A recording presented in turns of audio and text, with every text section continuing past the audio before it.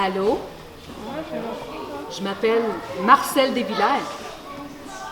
Moi, j'ai fait la Deuxième Guerre mondiale. Ça fait bien longtemps de ça. Mais je peux pas trop vous en parler. Parce que dans notre livre de paye, là, on nous avait bien averti. Quand on parle de la guerre, là, faut rien que dire le strict nécessaire. Parce que sans ça, on risque de faire faillir une mission. Il risque d'avoir des espions qui écoutent puis qui racontent aux Allemands qu'est-ce qui arrive. Alors, j'en parlais pas trop de la guerre. Mais il y a des choses que je peux vous dire. Je peux vous dire qu'est-ce qu'il y a dans les livres d'histoire. Comme la guerre, elle a commencé en 1939, puis fini en 1945. Puis je peux vous dire que moi, je me suis battue à la guerre avec ma baïonnette puis ma Bible. C'est les deux choses qui m'ont gardé en vie. Puis je peux vous dire qu'en 1942, je me suis enrôlée dans l'armée de terre. Ben, j'ai commencé en marine marchande, là, mais un petit gars de La Fontaine qui plante des patates, pas trop content dans le fond d'un navire. Tu sais, c'est mouillé, puis c'est... Ah. Fait que je suis transférée au 25e bataillon d'infanterie. Puis je pensais que je m'en allais en Allemagne, moi, combattre contre Hitler.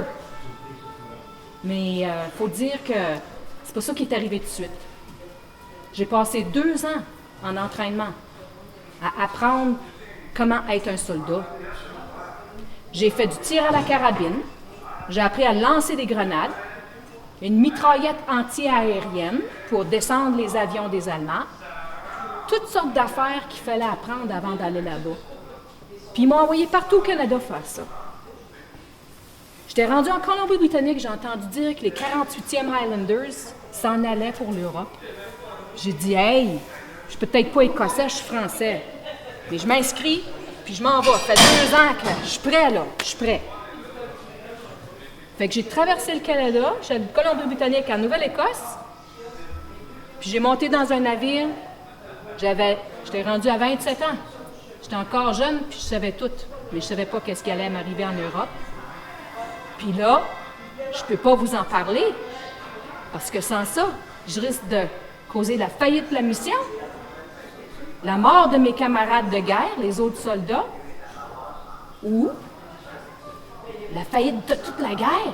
Fait que là, moi, j'en parle plus. Mais je vais donner la parole à Nadine Lalonde. Elle peut raconter qu'est-ce qui s'est passé. Salut, je m'appelle Nadine. Puis moi, j'ai connu Marcel Desvillers. J'ai connu sa famille, même ses parentés avec moi. Puis c'est vrai, il n'a pas parlé de la guerre. Il n'en parlait pas tout. Mais on a entendu des rumeurs. Puis c'est souvent ça avec l'histoire. Il n'y a personne qui était là. Toi, tu n'étais pas là pour la savoir. Toi non plus. Alors, on peut seulement s'inventer des histoires.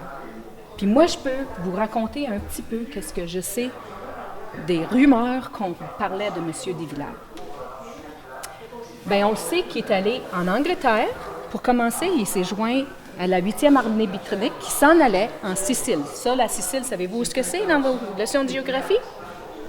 C'est une petite île pas loin de l'Italie. Ça fait partie de l'Italie. Puis il est allé en guerre en Italie. Ben, moi, je sais pas, là, mais il me semble qu'il donne pas beaucoup de cours d'italien à La Fontaine. Monsieur Desvillers, connaissez-vous l'italien, vous autres? Non? Un peu. Un peu? Ouais. On l'enseignait à l'école. Ah oui, bon. Alors ça, c'est intéressant. Mais Marcel, lui, 27 ans, il débarque en Sicile, ne connaît pas un mot d'italien. Puis éventuellement, il s'est rendu en Hollande pour la libération de la Hollande. Il ne parle pas le hollandais, mais il se débrouille.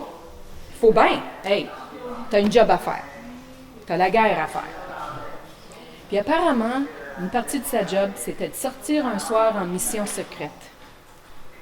Puis la rumeur, c'est que le bataillon est sorti, un groupe de gars, il n'y en a rien qu'un qui est revenu. Devinez qui c'est qui? Marcel. Mais l'autre rumeur dit qu'il y en a 6 qui sont revenus.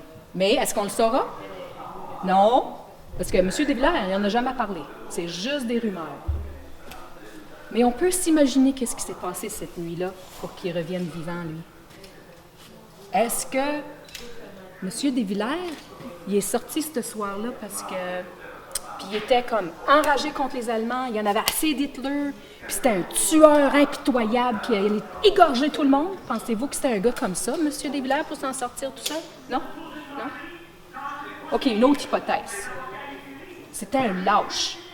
Il est allé se trouver un trou, un buisson, se cacher, là, puis il a attendu que tous ses amis soient morts, puis la minute que le soleil s'est levé, là, il est sorti de son trou, puis il est allé retrouver son régiment. Pensez-vous que c'était comme ça? Non? Non? OK. Troisième hypothèse. M. Desvillers avait suivi un entraînement poussé. Il était un soldat habile, rusé, puis il avait ses tactiques puis ses stratégies bien entraînées, puis il avait toutes les ressources nécessaires pour s'en sortir vivant ce soir-là. Est-ce que ça serait une bonne hypothèse, ça? Ouais, moi je vote pour celle-là. Vous autres aussi? C'est bon. Mais encore une fois, on ne le sait pas. On ne saura jamais vraiment qu'est-ce qui est arrivé, parce que lui, il n'en parlait pas par peur, parce que c'était un entraînement ça aussi. Parlez-en pas. Alors c'était zip tout le temps. Puis qu'est-ce qui motive quelqu'un pour revenir de la guerre? Qu'est-ce qui fait que tu survis à tout ça? Tu sais, si je mets la casquette de M. Desvillers, je me dis, qu'est-ce qui pouvait... Il a porté ça tous les jours, hein? Pendant la guerre. Il portait ça tous les jours pour sa protection. Imagine-toi, si tu mets ça sur ta tête, qu'est-ce qu'il pouvait bien penser, M. Desvillers, sous cette casquette-là pour rester en vie? Qu'est-ce qu'il pouvait bien penser? Mais peut-être qu'il était motivé de revenir parce qu'il savait que le bon Dieu allait le secourir, parce qu'il était très, très croyant, M. Desvillers. Il avait sa Bible avec lui. Alors, peut-être qu'il avait assez de foi pour se rendre.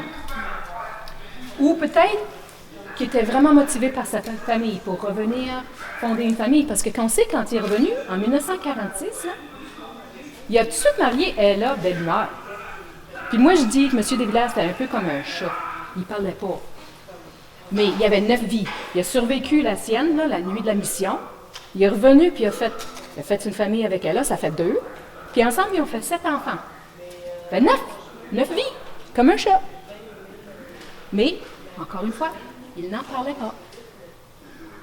Puis comme vous allez voir, il y a des objets ici qui sont de l'histoire. Eux autres ne parlent pas non plus, mais imaginez-vous qu'est-ce que ces affaires-là ont vu. Qu'est-ce que tu penses, jeune soldat Desvillers? Est-ce que tu penses à ton prochain repas? Non. Non? Tu ne saurais pas où ce qui vient. Hein? Il n'y aura pas de frigo là, dans les tranchées de l'Europe. Alors, imaginez-vous. Comme de crackers ou quelque chose? Peut-être. Il y avait des rations militaires, probablement que les militaires leur donnaient à manger. Mais lui, c'était pas un fumeur, fait qu'il pouvait même pas traiter ses cigarettes puis échanger pour d'autres choses. Alors, je pense qu'il a dû avoir faim pas mal souvent. Est-ce qu'il écrit des lettres à sa famille pendant... On n'a pas de choses, vraiment rien sur lui, mais tout ça, ça lui appartenait. Puis quand vous allez pouvoir revenir tantôt, là, vous allez pouvoir explorer sa boussole, toutes sortes d'affaires. Puis ça, c'est sa bayonnette. Imaginez, hein, si l'objet pouvait parler, pourrait dire que tu es des Allemands, comme Helmut, Hans, Johann. On ne le sait pas. On ne le saura jamais.